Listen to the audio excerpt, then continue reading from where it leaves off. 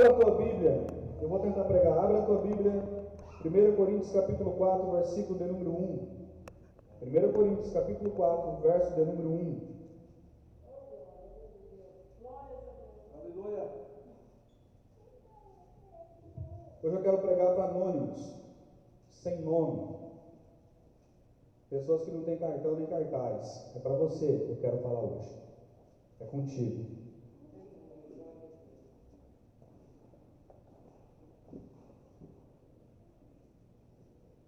Primeiro Coríntios, capítulo 4, a partir do verso 1. O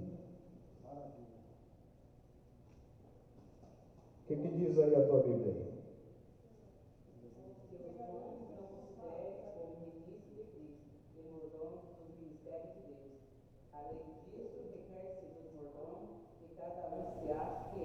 Isso, segura aí.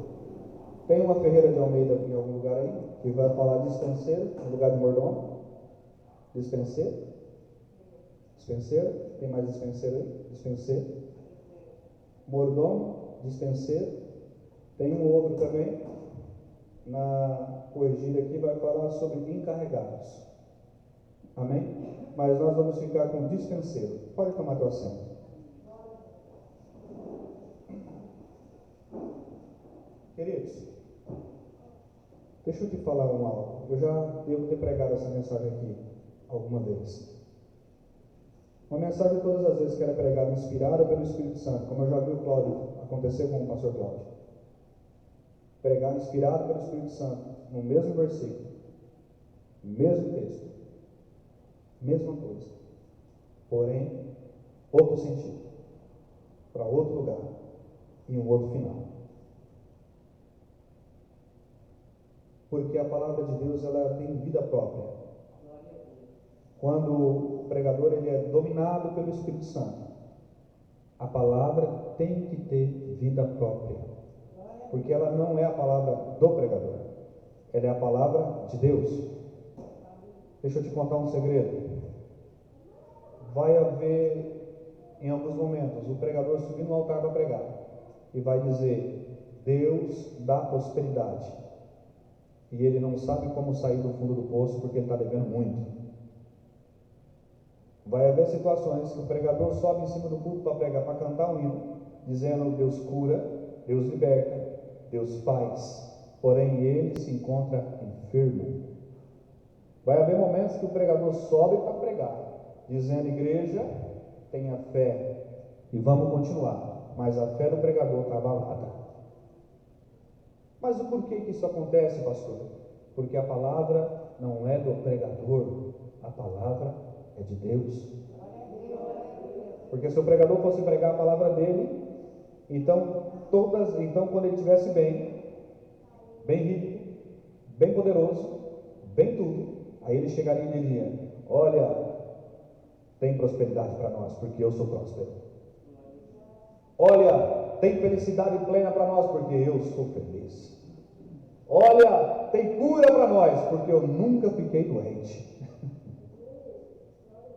Mas como a palavra não é do pregador, a palavra vem do alto. A maioria de nós, às vezes, tem que cantar um hino dizendo: Deus vai dar vitória. E nós estamos perguntando: Jesus, quando é que chega a minha? Quando é que a minha vem chegar? Tem muitos que entram por essa porta aqui. Entram por essa porta. E o pregador começa a dizer: você vai ter vitória. Talvez usado em profecia, vai para um lado, profetiza para um, profetiza para outro.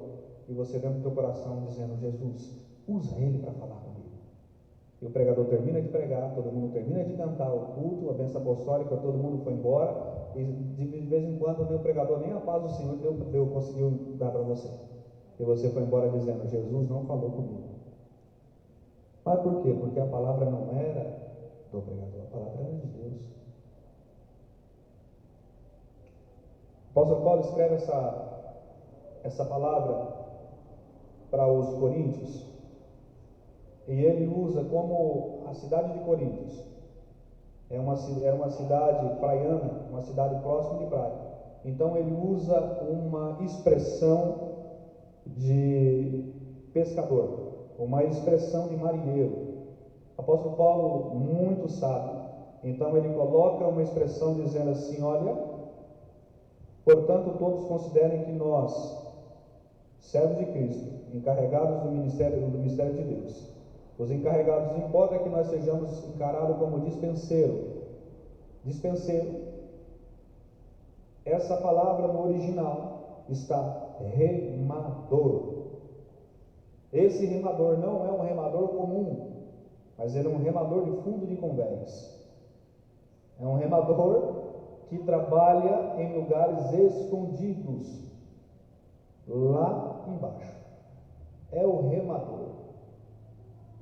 Imagina você que um grande navio de expedição, ele vai ter a classe que está passeando, que é a classe que está lá em cima. Ele veio a passeio, ele está ali por passagem. Tem uma classe no meio, que vai alimentar os remadores e vai também servir os que estão de passagem, que são os passageiros. Mas o remador não. Ele nem sobe para cima porque ele não pode aparecer, ele não aparece, porque se ele parar de remar, o barco para no meio do caminho. Esse remador, quando o apóstolo Paulo então escreve dizendo, importa que eles nos vejam como remadores, porque é isso, pessoas que não cansam, pessoas que não estão preocupadas com a tempestade, mas ele faz o que Deus mandou ele fazer. Imagina você que embaixo do navio, um quadradinho, um remo enorme de madeira, quem sabe 2, 3, depende do tamanho do navio, 2, 3, 4 pessoas, garrado no remo, e durante horas, ele fazendo o mesmo movimento, para lá e para cá, para lá e para cá.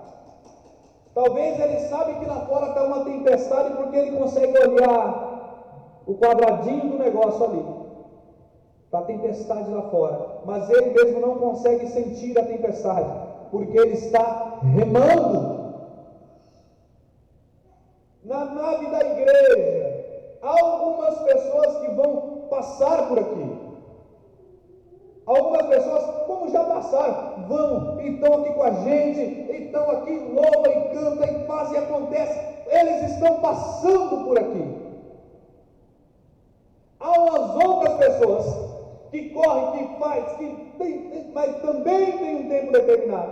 Mas há uma seleta classe, essa seleta classe a qual eu quero pregar hoje para você, que estando a igreja cheia, ou a igreja vazia, um pregador de nome, ou um pregador sem nome, o remador está lá. Choveu, o remador está lá. Não choveu, o remador está lá. Por quê? Porque ele tem um compromisso com o navio, porque o capitão o chamou. Ele tem um compromisso com o navio, e ele está remando. Porque ele tem um alvo, ele tem um objetivo, e ele vai chegar lá. Mas quem são esses remadores?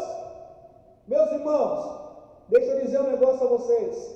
Igreja limpa, som ligado, instrumentos todos afinadinhos, tudo bonitinho, câmera funcionando, álcool gel no microfone, para eu poder chegar aqui e dizer a palavra de Deus para você. Visitas que ninguém vê, orações pela madrugada que ninguém nem está sabendo que alguém está orando por você.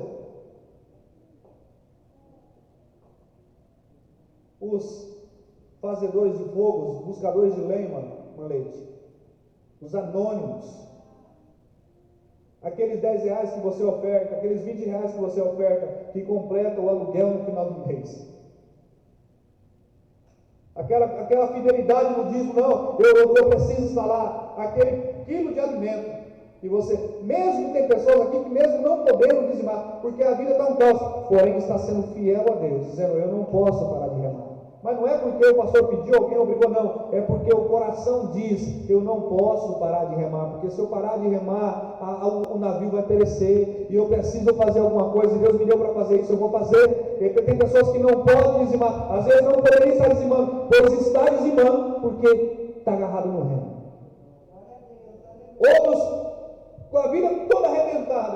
Outro dia encontrei uma pessoa, chegou em mim, conversando, o Cláudio estava junto, conversando, daqui a pouco a gente aqui em casa, você lembra, Cláudio? A gente aqui em casa estava orando por você. Eu nem sabia quem era, nós estávamos orando pelo senhor.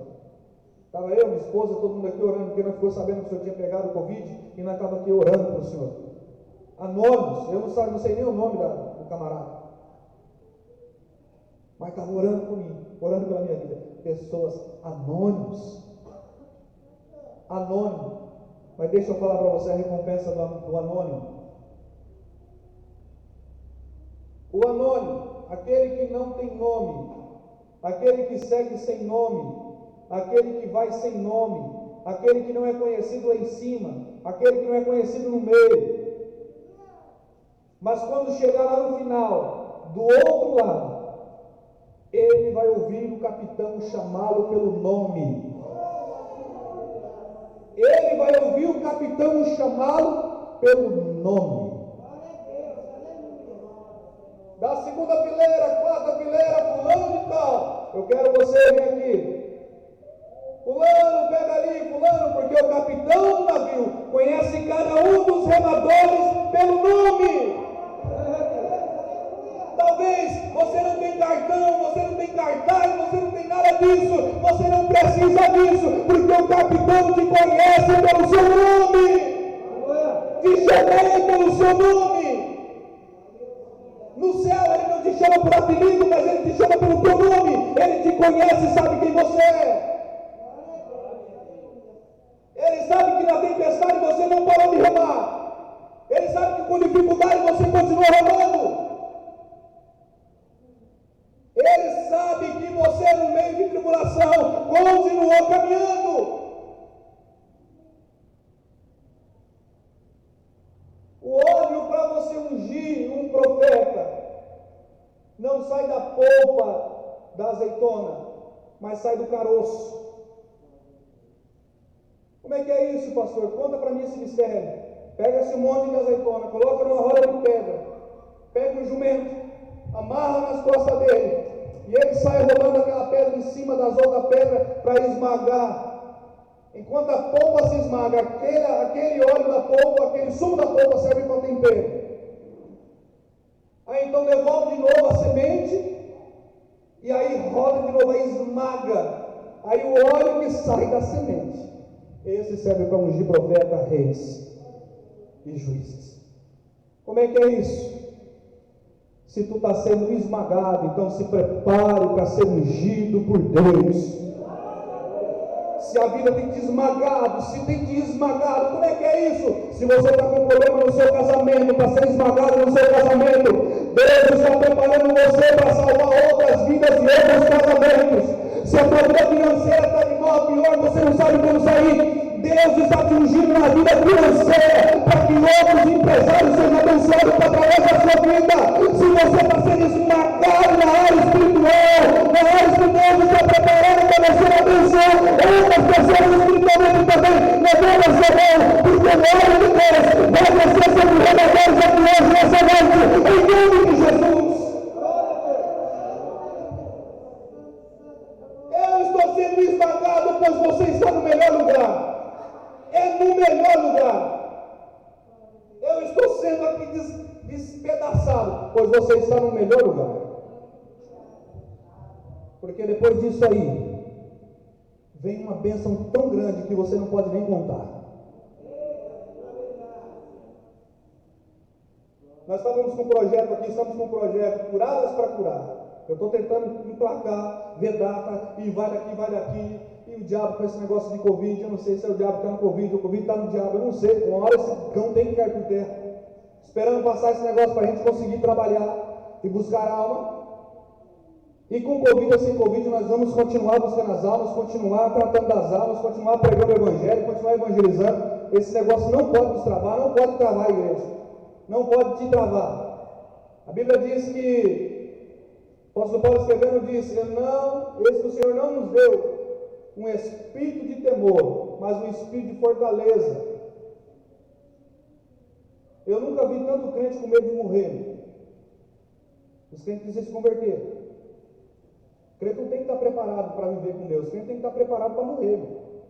Nós se convertemos para morrer, nós morremos do mundo. Então, nós temos que encarar a morte de frente. Não estou dizendo para você se descuidar, tirar a máscara e não, vamos que vamos, e agora vamos ver de qualquer jeito, vamos para a festa. Não, não é isso que eu estou dizendo para você, não. Eu estou dizendo para você, não tenha medo, porque o que está em você é maior do que está no mundo. Não tenha medo, não tenha medo, não tenha medo, não tenha medo, não tenha medo. Se esse demônio chamado Rei de Globo falar para você todo dia, morreu tanto, expulsa esse demônio da tua casa, se coloca de pé e não tenha medo, porque o Espírito Santo de Deus é contigo, é com a tua família, é com teus filhos, é com teu marido, é com tudo que está na tua casa. Levanta a mão e diz, vai embora em nome de Jesus, não tenha medo. Jesus te chamou para ser um remador. Você não tem nome, você não tem cartão, você não tem cartaz, milhares de pessoas não te conhecem, mas se você parar, a obra para.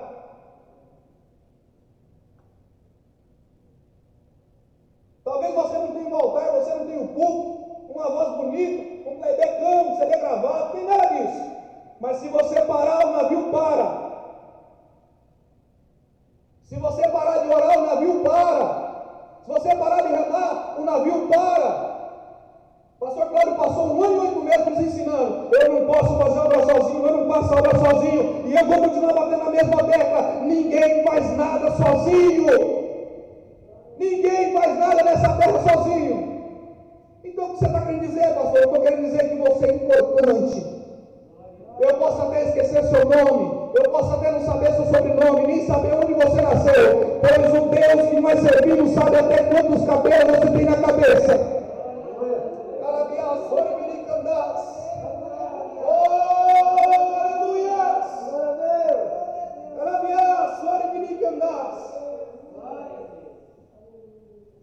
Qual é o seu nome? Pelo que ele é assim tem chamado? Jesus, eu parei de remar um pouco. Eu vou dar um tempinho. A gente estava pregando aqui ontem. Há tempo para todas as coisas. Menos tempo para dar tempo. Menos tempo para parar. Tempo para tudo. Tempo para nascer, para crescer, para morrer, para viver, para tudo. O Eclesiastes fala sobre isso. Só não fala que tem tempo para parar. Porque o crente nunca para. Se ele parou, é porque ele está caindo. A tua vida pode ter altos e baixos, mas em Deus, mesmo estando embaixo, você está subindo. Eu vou dizer um negócio a vocês. Diante de Deus, não pare. Viu, irmã Denise? Mesmo com pouca força, ou nenhuma, não pare. Eu fiz um propósito com Deus, uma oração de às vezes a gente que é crente faz umas doideiras. A meio estava falando sobre isso muito no monte. Todas as vezes que a prova apertar na minha vida e eu tiver a oportunidade de louvar, o diabo vai ter que ver o meu melhor louvor, as minhas melhores notas, a melhor canção, a nota mais bruta que tiver, o louvor mais agressivo que tiver. Porque eu li um dia na Bíblia: resistir, pois o diabo ele fugirá de nós. Se em casa acabar a comida, ele vai me ver louvando. Se cortarem a luz, ele vai me ver louvando. Se eu estiver de a pé, pois eu vou descer para a igreja a pé louvando. E entregando panfleto na estrada. Você lembra lá em Bataguaçu? Perdemos tudo, carro, tudo. Aí eu descia para a igreja. Ninguém sabe por que Deus honrou. Descia para a igreja com um monte de panfleto. Falando da igreja, falando de tudo, tal, um panfleto da igreja, jogando nas casas. Daqui a pouco chegava a gente: aqui que é essa igreja? É aqui. Chegou. De a pé, se o diabo me deixar de a pé, eu desço soltando panfleto. Ah, mas é 2 minutos. Ele me arruma um carro. Vou segurar esse cidadão aí. Se ficar com fome, vou jejuar. Se ficar no escuro, faço um monte lá na minha casa. E ele vai ter que ver brasa acender dentro da minha casa. Se não tem luz natural, vai ter que ter luz espiritual. Mas no escuro mais não fica. Queridos, o apóstolo Paulo escreve uma carta e fala: posso todas as coisas. Posso todas as coisas naquele que me fortalece. Se o capitão te chamou, ele sabe a força que você tem. Se o capitão conhece você pelo seu nome, ele sabe onde te colocou. Ele sabe o que tem que ser feito. E ele sabe que nesse momento difícil você vai continuar remando. Se ele te colocou perto da janela para ver a tempestade, ou te colocou na ponta do remo, ele te colocou para você remar. Importa que sejamos remadores. Você toma uma decisão nessa noite diante de Deus? Você pode tomar uma decisão nessa noite diante de Deus? Você entendeu que essa palavra falou profundamente com você? Eu vou falar um negócio que não vai quebrar ninguém aqui. Financeiramente não vai quebrar ninguém aqui. Orar, que eu estou debaixo da unção de Deus. Eu quero falar algo debaixo da unção de Deus. Financeiramente não vai quebrar ninguém mais aqui. Eis que porém uma porta aberta diante de ti. E essa porta que Deus coloca, homem nenhum pode fechar. Deus sabe a quantia, Cláudio, que você precisa. Pois Deus vai criar os caminhos. Vai acontecer milagre. Eu creio em nome de Jesus.